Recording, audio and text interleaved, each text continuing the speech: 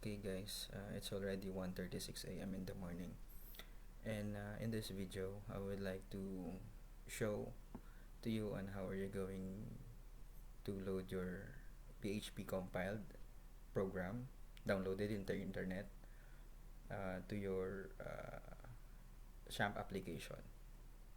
So let's try. I have downloaded earlier my XAMPP application so as to avoid any internet slowness. So let's install this one. This is the installer already. Let's wait. And then while waiting for that one, let's go to the site that we are going to download the PHP application that we are trying to test. So let's do it. So this is the website link. It's PHP Gurukul.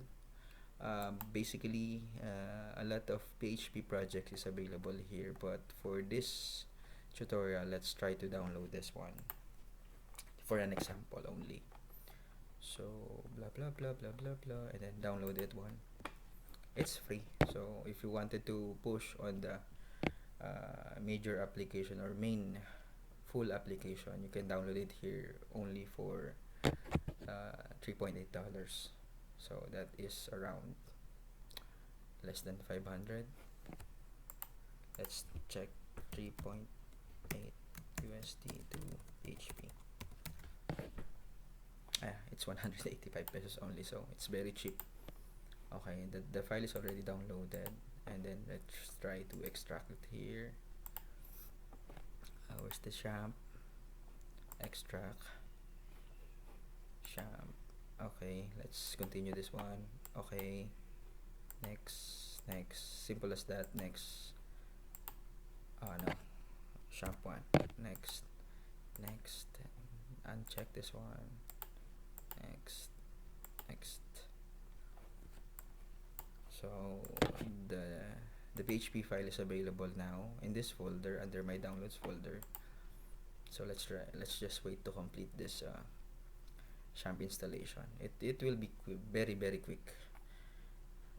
Hindi nyo kailangang mainip dito. Mas nakakainip yung kung nag-download pa tayo ng matagal. So wait lang tayo. Close. So remember the XAMPP directory that we have filled in earlier during the installation process. So go to your directory, and it will, previously kasi meron akong XAMPP dito, yan, install lang. So nakalimutan ko i-delete to, that's why nag-create tayo ng panibago. So wait natin to.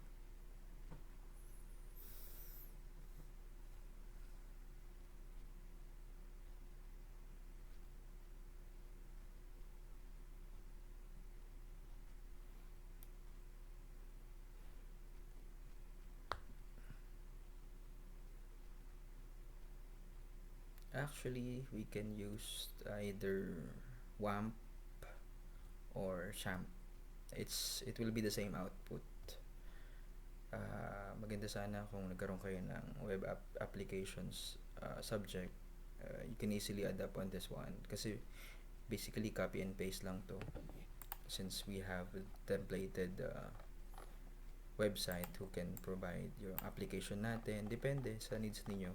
But for this type of tutorial only, for the purpose of example, yun lang siya. Pakita ko lang sa inyo paano natin ginagawa. Pwede kayong pumili ng ibang application.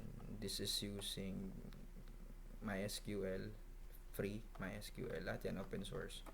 So wala tayong concerns.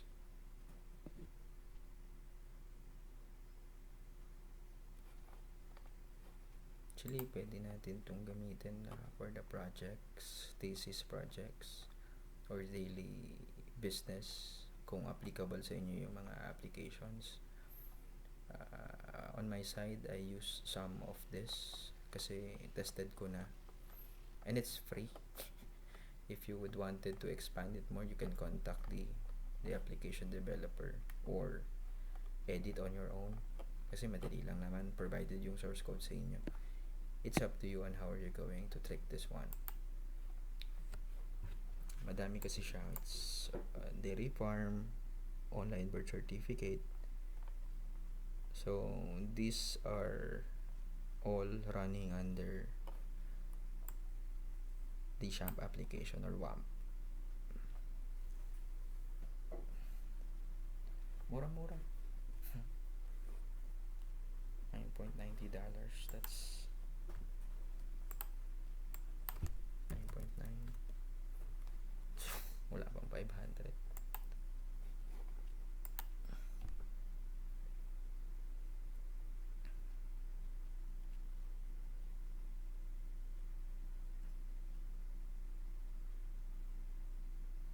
Medyo matagal kasi siguro bago yung XAMPP na version na nagamit natin. Pero basically mabilis lang to once ma-load yan. Matapos yan, we can start the web application service and the MySQL service. So sa loob ng folder na dinownload or din-extract natin kanina, there are two files. So this one, Carental, ito yung kakopy natin, and then this one, it will be loaded on the database level. Wait lang natin, ay matatapos na. Copy mo to si Carental, and then go to the directory yung XAMPP1 na ginawa natin kanina. So hanapin mo si htdocs, and then just paste it here. Paste.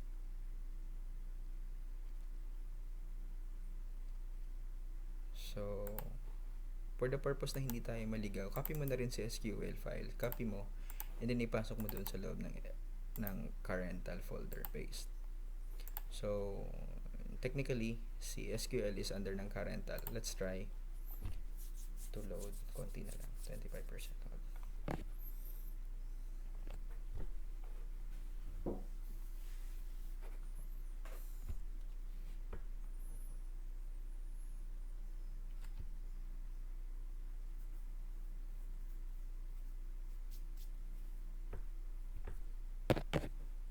Okay. Do you want to start the control panel now? Yes, gusto kong puntahan. Next, finish. So the control panel will be like this. Funnel, buisit. Panel, yeah. Start Apache and start MySQL. So first, bago tayo mag-umpisa at pumasok doon sa web application, let's load first yung SQL file or yung database na tinatawag natin.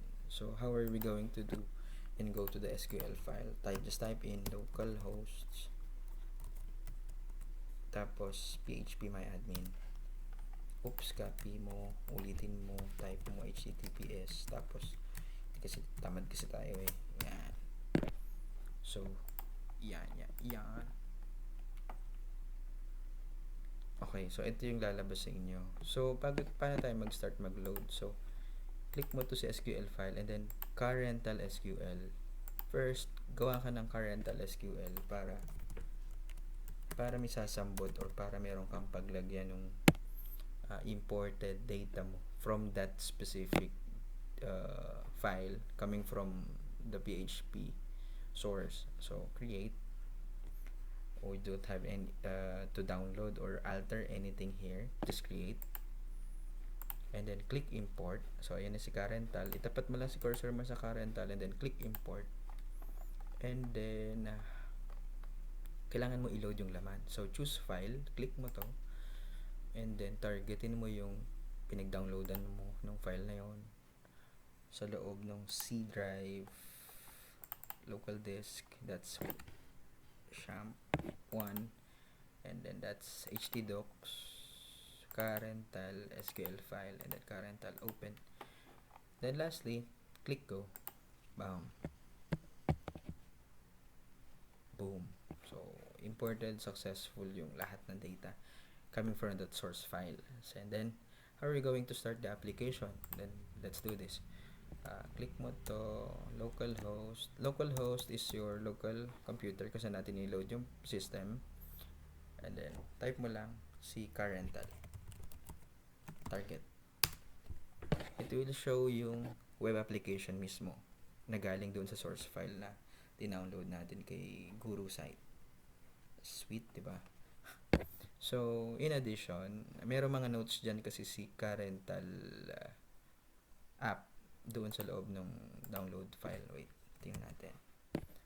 So, download, parental, readme. You can see the readme. Meron siya mga instructional dito on how are you going to manage this one. Kasi there are two types of modules that available here. One is for the user, one is for admin. So, let's go for the parental process, parental per se. So, for the user type, let's use this test@gmail.com, login. Working to readme, test 1, 2, 3. Oh, ay, sorry. Ano yun? Okay, login. So, yun, nakapasok na ako kay portal ni Carental.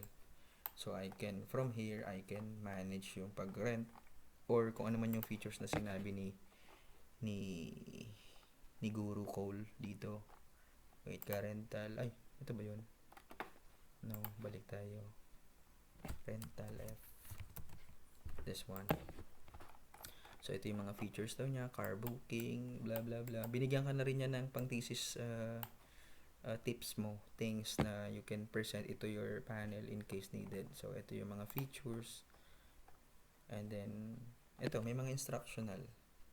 So, for the user, nagawa na natin to. So, let's try the admin naman. Kung saan tayo pwede maglagay ng backend. Click natin to. Then, admin. Okay. So, ito yung admin portal. Type mo lang si admin and then test at 1, 2, 3, 4, 5. So, admin. And then, tab, test at 1, 2, 3, 4, 5. So, yan. Pwede ka na mag-register ng mga new vehicles mo. Booking management mo, users management mo, mag-register ka ng mga panibagong kung sino man sila. You can explore this actually. Medyo masarap naman siyang gamitin. At saka mabilis. In case kailangan mo magpalit o maglagay ng customization, you can edit the file in here. The file doon mismo sa shop folder. So, pwede mong i-edit itong mga PHP properties natin dito as you want, as you needed, and as you like. Ikaw bahala. So, yun. Close na natin to. Close. So, running na siya. Na-load na natin. You can do it on the other application. Kung saan kayo, kung alin yung mas gusto ninyo to present onto your panel. Yun. Close. Just make sure na running tong dalawang to. If hindi, you can troubleshoot it, stop your antivirus, and then try to start it again. Close.